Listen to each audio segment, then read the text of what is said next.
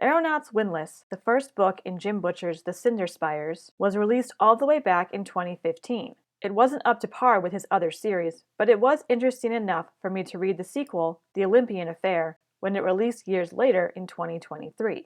Then I discovered there was also a novella, and much to my delight, it wasn't exclusively an ebook, which I don't like for various reasons. Warriorborn takes place between Book 1 and 2 and showcases the great potential in the so far average world of the Cinderspires. After a diplomatic case fails to arrive at Spire Albion, Warriorborn Benedict is ordered to retrieve it and to investigate the courier's sudden silence. Joining him on the mission are 3 criminal Warriorborn who have agreed to protect Benedict in exchange for pardons for their crimes. Upon arrival at the Colony Spire Dependence, they find it completely abandoned, and Benedict must now investigate not only the courier's silence, but an entire spire's.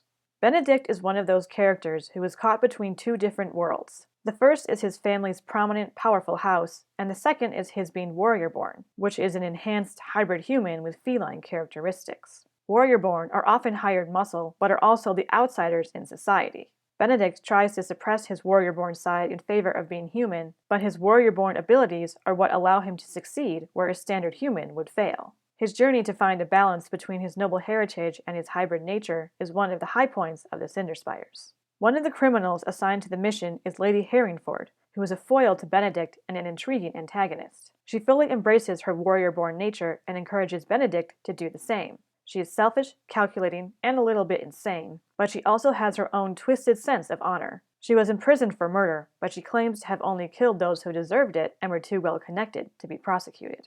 Jim Butcher excels at keeping his readers oriented during action sequences, and he maintains that track record here. The action is descriptive, fast, and intense, and the power level of the characters remains consistent. It's a fun read.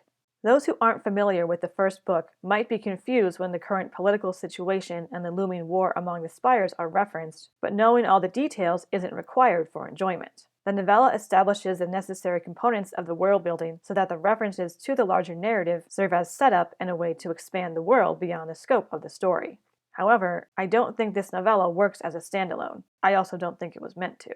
The main story is self-contained, but at a turning point in the plot, it becomes clear that only one of Benedict's 2 objectives will be completed in the novella, making the breadcrumbs leading to the larger narrative very alluring. Jim Butcher isn't shy about including adult content in his novels, but here it was unnecessary and excessive. 2 unmarried Warriorborn decide to get it on behind a curtain, even though Benedict and Lady Herringford are in the same room. This does prompt a discussion between Benedict and Lady Herringford that provides some characterization, but the same goal could have been achieved without the vulgar background, as is proven with the characters' interactions during their mission and Benedict's inner thoughts. The limited adult content throughout the rest of the novella also reinforces that this instance is forced, flagrant, and yes, absolutely unnecessary. As for the novels, they're okay. The steampunk-style world is fascinating, and Jim Butcher makes talking cats work in a story as only he could. There are a few standout characters, such as Benedict, but most of them are generic or reminiscent of ones who came before. Both books would benefit from a page count trim, but there were enough good moments and set pieces to keep me interested, and the modern garbage and ridiculousness are mostly avoided. Jim Butcher's other series, the popular Dresden Files, whose current direction I do not like, and the lesser-known Codex Alera, which is excellent and deserves a read, are better than the Cinderspires, but the series has grown on me, and I will read the next installment when, if, it's released. Warriorborn is a quick, fun adventure that whets your appetite for the novels, but it can be enjoyed independently as long as you're okay with open endings. The action is exciting, the setting evokes a sense of wonder, and Benedict's journey is one that many people can empathize with. At just under 150 pages, your few hours reading Warriorborn won't be wasted.